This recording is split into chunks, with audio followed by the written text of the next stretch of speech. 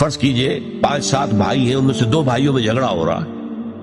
اب جو باقی 5 ہیں وہ کہتے ہیں جی ہمیں اس سے کیا غرض، ہم خام خواہ اس کا ساتھ دیں گے تو وہ ناراض ہوگا، اس کا ساتھ دیں گے تو وہ ناراض. یہ صحیح نہیں ہے، جائز نہیں ہے. صلح کراؤ. دیکھو حق کی کیا بات ہے، فاصبروا بینہما، صلح کراؤ کے بابے. یہ تو پہلی دفعہ ہو گئی. اب دوسری دفعہ اسی قانون کی کیا ہے؟ فَإِن بَغَتْ إِحْدَاهُمَا عَلَى الْأُخْرَى، پھر اس کے بعد اگر ایک گروہ زیادتی کرتا ہے دوسرے پر، فَقَاتِلُوا الَّتِي تَبْغِي، تو اب لڑو تم اس کے ساتھ کے جو بغاوت کر رہا ہے.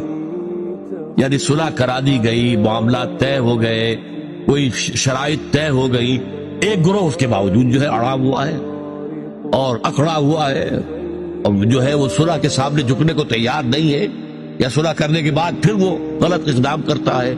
تو اب اس کا کیا مطلب ہے کہ اب یہ جھگڑا 2 فریقوں کے درمیان نہیں رہا، بلکہ وہ در حقیقت پوری امت کو چیلنج کر رہا ہے.